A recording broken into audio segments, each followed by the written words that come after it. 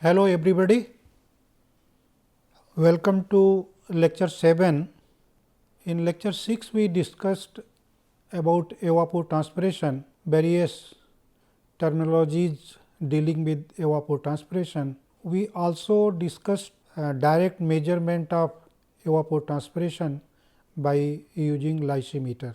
There are number of methods, and some of the methods which I am going to discuss in this lecture 7. So, here we will be discussing methods which are based on water balance, methods which are using climatological data where principle of energy balance is dealt. So, in previous lecture 6 we discussed about different methods in which we were talking about a measurement of evapotranspiration by using lysimeter, by taking observation, by conducting experiments, or by collecting data of soil moisture depletion and water balance. So, we will discuss some of these methods which can be used for measurement, and then there are indirect way of estimating evapotranspiration by using climatological data, which are using the weather parameters such as temperature, or using radiation, or combining several weather based data. It could be temperature, it can be radiation, it can be relative humidity, or various other parameters such as vapor pressure, relative humidity, taking the observations, taking this your wind velocity, or using pan evaporimeter. So, let us try to go in detail about these methods. Of course, direct measurement methods are time consuming, and installation of several gadgets, these are relatively expensive. However, they give closer estimate or precise estimate of evapotranspiration, whereas in indirect methods here one or more meteorological data which are used by, and then there are empirical equations which have been established for a specific location specific, or that has been established, and these are being used widely by several researchers. Now, when we come to the field experimental based method, here in this particular method water applied to the field, and it is measured, and then the changes in the soil moisture content of the field in the field plots are measured by installing several soil moisture measurement gadgets, and then amount of water which is supplied, this is measured by using water meter. So, a seasonal amount of irrigation water is estimated when we are using irrigation water, how much amount of irrigation it is being given, what is the effective precipitation, rainfall which occurs when we are multiplying with the change in the soil moisture content, means initial soil moisture content as well as in the final soil moisture content at end of the season. So,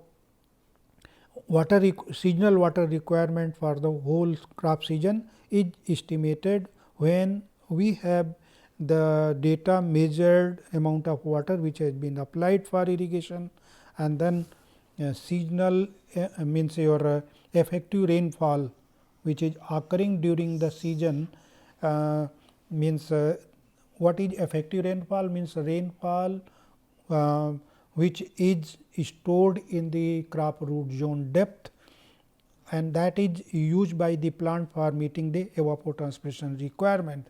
So, this amount is used for calculating the water requirement, and then this amount is utilized to determine the amount what is the seasonal water requirement.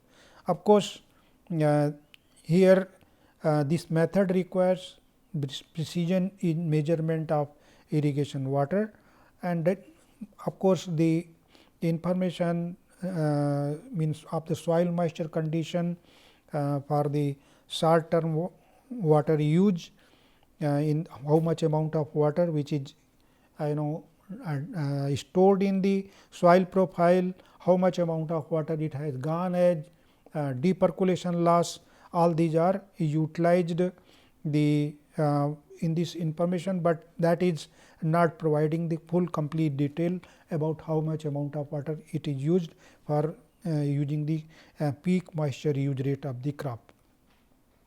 Soil moisture depletion, as its name gives, this method it is used to determine the consumptive use of field crop grown on fairly uniform soil, and when the depth to groundwater much water is such that it does not influence the soil moisture fluctuation, means contribution of groundwater by capillary action in the root zone depth does not influence. That is the one of the important consideration one should use when someone wants to use the soil moisture depletion method for estimating the evapotranspiration requirement.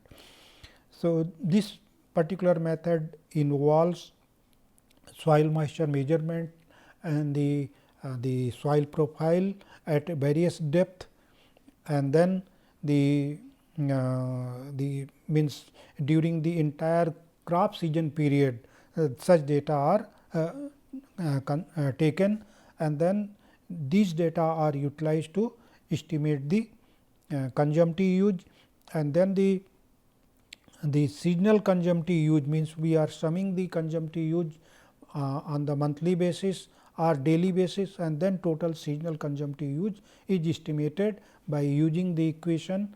Here it is given that use the total sum of the moisture depletion in the layer 1, moisture depletion in the layer 2.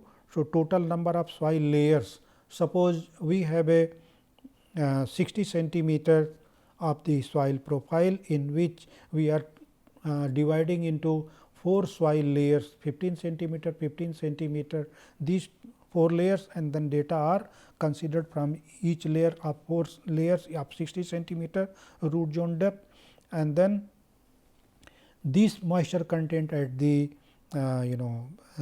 means your at the first time, means at the initial stage, and at the second after irrigation when you have given it is given.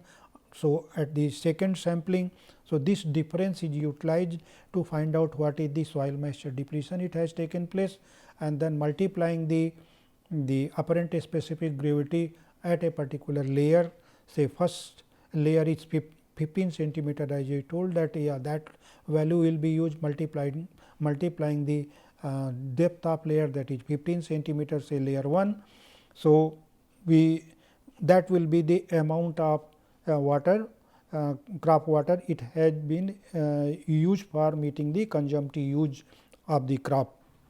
Like this for the entire whole crop season such data are utilized, and then the total consumptive use for the crop season is estimated. The water balance method is here, as you will see in the right side of the diagram. So, precipitation or irrigation can be the input, and then the water which is in the study area whatever it is falling.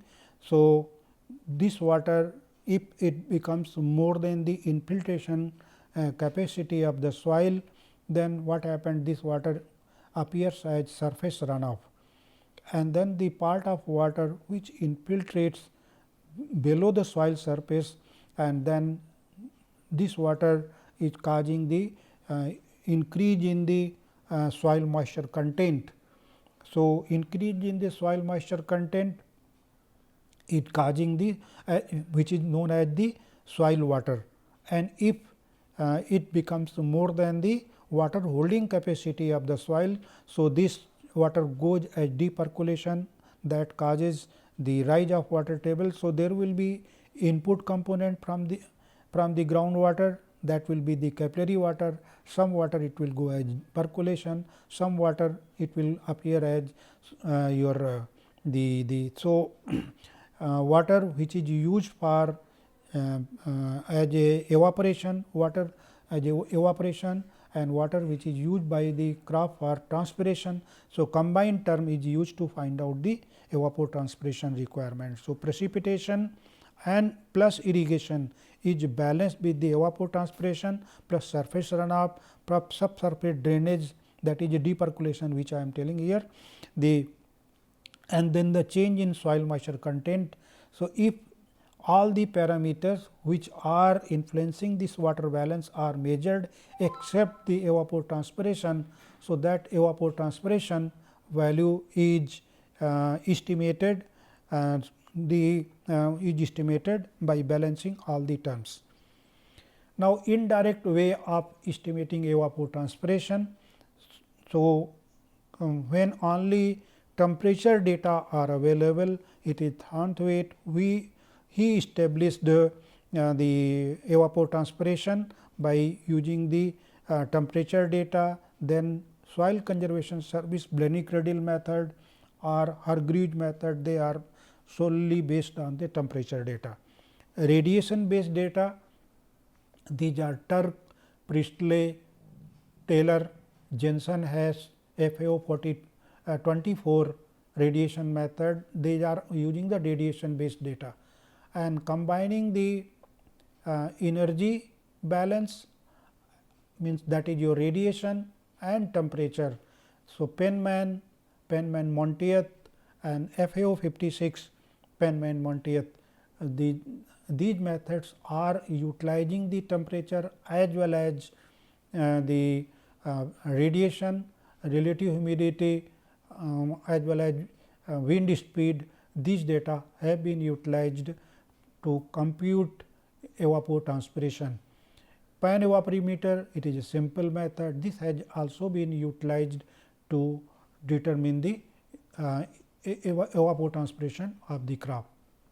Now, let us discuss in detail about the indirect way of estimating the evapotranspiration, where temperature alone is used. So, Blenny-Cradle method is one of the method. He established this method as early as in 1950, and this method require temperature as well as daylight hour, how many hours sunshine hours it is available in a particular month. So, and this daylight hour, it is a factor which is purely which is depending on the latitude of a particular place. So, Blenny-Cradle approach, it estimates the potential evapotranspiration by using the equation. Here it is given PET equal to 0.46 P into T plus 17.8. Now, PET is the potential evapotranspiration in millimeter per day, which is a mean value over the month, and P is here small, though it is written here it should be small p. So, that is a monthly percent of the total daytime hours of the year in a particular month, and T refers to capital T refers to mean monthly temperature in degree Celsius, which is average of daily maximum and minimum temperature value. So, having got this value for each individual month, so we will sum all the month data for the entire crop season. If the crop is say of 120 days duration, so for each individual month, month 1 that is 30 days plus 30 days plus 30 days, like 120 days data of this U value, that is your potential evapotranspiration evapotranspiration values are summed and then these values are obtained to get the total seasonal consumptive use of the values. Then Thornthwaite method, of course, it is this method, Thornthwaite is considered as one of the pioneering person who brought the concept of potential evapotranspiration, and he established this method purely by taking the mean monthly temperature in as early as in 1948, and he established that potential evapotranspiration is exponentially related with mean monthly temperature, and he established relationship that E equal to 1.6 into 10 T divided by I to the power A. Now, is the exponent which is given by this expression which I can read here as 6.751 into 10 is to power minus 7 I cube minus 7.1 into 10 is to power minus 5 I square plus 1.7 into 10 is to power minus 2 into I plus 0.49239. Now, I is the annual heat index, and this is computed by taking the temperature delta. What is this temperature delta? It is a mean monthly air temperature. So, for each individual, this I has to be estimated, that is small I, that is for each month, and this will be summed for all total month, and this E is the unadjusted potential evapotranspiration. Unadjusted means here we are considering per month. So, month is taken as a 30 days. Suppose a particular month is of 31 days, then whatever value we have estimated, this will be multiplied by 31 by 30. So, we will get a factor that will be multiplied with the estimated value. So, we here in this particular method we are using mean air temperature as a T, and then we are computing from this mean air temperature a small I, and this temperature is for it says we have got 12 month data. So, for say January 1. So, mean monthly temperature of January 1 will be used divided by 5 to the power 1.514, that will be the small I for January month. Then similarly for February month, then like this up to December, all 12 months I's will be calculated, and these I will sum up all these small I's will give capital I, and that will be utilized to find out the unadjusted, and then this will be adjusted and corrected value of the potential evapotranspiration will be determined. Hargreaves method is another method. Hargreaves established potential evapotranspiration based on the data collected from the lysimeter, which had a green grass covering the entire lysimeter. So, he proposed a equation which is given PET equal to 0.0135 T plus 17.78 into RS. Now, RS T is the mean monthly temperature in degrees Celsius, RS is the incident solar radiation in Langlands per day. Now, Langlands, to convert in millimeter per day, this your these radiations, incident radiation in millimeter per day. So, one has to multiply with 10 divided by latent heat of water. This will give the value in millimeter per day, and then temperature data we have to use it in the mean daily temperature. Like this, one has to obtain the potential evapotranspiration by the another method is FAO Penman-Montieth equation. There are large number of methods. Now, I am coming to the most precise method which has been advocated by several agencies, and FAO 56 method has been proposed as absolute accurate value which give estimate of reference evapotranspiration. ET naught, if you remember, we discussed in previous class about ET naught. So, ET naught is known as a reference crop evapotranspiration.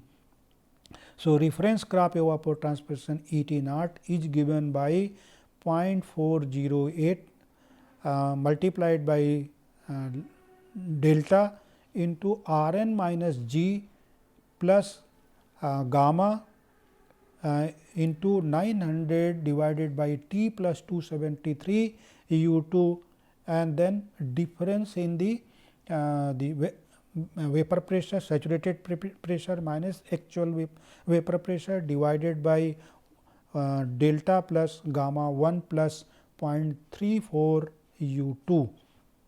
Now, these terms are explained here. Let me read these terms, that ET naught is the reference evapotranspiration which is expressed in millimeter per day. Rn refers to net radiation at crop surface which is given by megajoules per square meter per day, and T is the mean daily air temperature at 2 meter height. This is means taken as a reference height. So, temperature measured at any other height has to be converted to 2 meter height. Simply wind speed also, if it is collected at any other height, that has to be converted. So, there is a in FAO 56 this conversion factor is available. ES is the saturation vapor pressure. So, this is from the evaporating body when the means ideal condition it is maintained at which the saturation vapor pressure is measured, and then actual vapor pressure means this is the actual when the at a given air temperature what is the actual pressure vapor pressure exists at a any height that can be that has to be used in this equation, and then the difference in or deficit in the saturation vapor pressure that is causing the evapotranspiration is the difference in ES minus EA. Delta refers to the slope of the vapor pressure curve. So, this slope is actually this is plotted between ES minus EA with temperature. So, this slope is practically it is given by kilopascal per degree Celsius, and gamma is the psychrometric constant. So, this is also obtained from the using a psychrometric chart. So, the reference evapotranspiration the ET naught provides standard to which evapotranspiration at different periods of the year or in other region that can be compared. Evapotranspiration of crop, several crops can be related with ET naught. Now, application this particular method can be applied in wide variety of condition. It can be applied in arid region, it can be applied in semi-arid region, it can be applied in humid region, sub-humid region. This is the advantage as compared to other methods. Of course, there is a limitation. It involves several weather parameters like minimum temperature, maximum temperature, minimum relative humidity, maximum relative humidity, wind speed at 2 meter height, solar radiation, sunshine hour. So, there are several parameters which are required.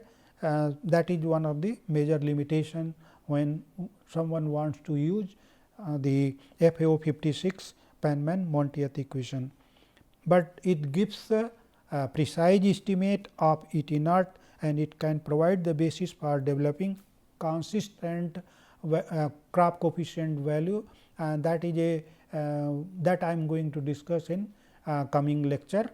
So, crop coefficient also it is one can use by after getting the value of ET naught and ETC. If someone has got from the experiments from the lysimetric experiment, then Kc can be established. Pan evaporation method or pan evaporimeter. This is a simple method, and this is available in majority of the agrometeorological observatory, and here the pan data can be used to find out the reference evapotranspiration. So, a pan it is made up of stainless steel cylinder. The diameter of this pan is 120, inner diameter of the cylinder is 25 centimeter, and the depth of this pan is 25 centimeter, and then the water level in the pan is maintained about 20 centimeter, and at one end of the in the this particular pan there is a stilling basin. So, whatever water which is available in the pan in the stilling basin, same level of water is used. So, when we are taking observation, it does not get disturbed the water level in the pan. So, the amount of water depleted due to evaporation is measured in the stilling basin by using hook gauge. So, amount of water evaporating from the pan is determined by measuring the change in the water level in the stilling basin provided in the pan, and correcting whatever the precipitation or rainfall which had occurred. So, rainfall data is measured by using the rain gauge, and that data is subtracted from the whatever rain it has occurred during the irrigation during the measurement period in one day. Normally, observation is collected once in 24 hours. There are several evaporation pan are available. We have got in India, we have got Indian Meteorological Department. They have also established a standard size of the pan, which is just similar to the same dimension, and as per the US Weather Bureau or US Bureau of Reclamation Class A pan, evaporimeter is most commonly used for estimating the pan evaporation, and it is a relatively simple device, inexpensive device, and to determine the evaporative capability of atmosphere. So, atmosphere it provides energy to withdraw water from the in the form of water vapor from the surface. So, a reference crop evapotranspiration, which we call it as a ET naught, is related with the evaporation taking from place from a pan. So, ET naught is given by the ET naught is given by EP into Kp. Now, we can say the actual value of the pan value which we are using, we are required to multiply it with the pan coefficient. So, we will discuss about the pan coefficient. So, a reference crop evapotranspiration is expressed in millimeter per day, and the amount of evaporation which is taking place from a pan is given by EP, and then Kp is the pan coefficient. Now, pan coefficient values it one has to multiply depending on the condition in which a pan is kept. So, if a pan here this particular table explains the pan coefficient for a different pan sitting and environmental as well as a different level of means of relative humidity, wind speed. So, FAO irrigation and drainage paper 24 provides this table, and this is a standard table which is followed in all the conditions. So, a class A pan placed in a short green grass covered area, if there is a adjoining area is green grass, and the relative humidity conditions are, say, if it is a low humidity, if it is a medium humidity, if it is a high humidity, and then what are the wind speed prevailing in that particular region when the data are being collected. So, wind speed, if it is a light, means when it is less than 2 meter per second, when it is a moderate 2 to 5, if it is strong, if it is a very strong. So, for wind as well as relative humidity condition, and then what is the spacing, the particularly green grass, it exists at the site, at the particular site of the class A pan, if it is a 1 meter, if it is 10 meter, if it is 100 meter. So, the green grass stand at the opposite to the side of the or adjoining to the your pan. So, accordingly the crop coefficient value, let us say that if the relative humidity is less than 40% and the wind speed is light. So, and then there it is a short green grass, it is available at 10 meter at the side of the, at the 10 meter at the adjoining to the pan, then value of pan coefficient is 0.65. If it is 100 meter, it is a 0.7. If it is 1000 meter, means it is 1 kilometer, then 0.75. If it is a relative humidity is 40 to 70%, the value of, say, it is 1 kilometer away, then it is a 0.85, then greater than 70%. For the same wind condition, it is a 0.85. Now, if the pan is kept in a dry place, fallow land, the values of your the pan coefficient will differ. So, depending on the site at which evaporation pan is kept, one has to use the appropriate value of pan coefficient to obtain the value of correct value of the pan evaporation reference evapotranspiration. Now, this particular value of E T naught is to be multiplied with the crop coefficient, so as to get the evapotranspiration requirement of a particular crop. So, let us summarize this lecture. We have discussed about different methods of determining the evapotranspiration, that is a direct method, which are field based, experiment based, soil moisture depletion based, or field water balance based method. Another one we discussed about using the indirect way, that is by using the weather parameters by Blaney-Criddle, Hargreaves, Thornthwaite, FAO, Penman, Montieth equation, and pan evaporimeter. So, and then the forthcoming lecture we will discuss about the crop coefficient and how to determine water requirement of crop, and you may refer these literature in detail to get more information if you want to learn.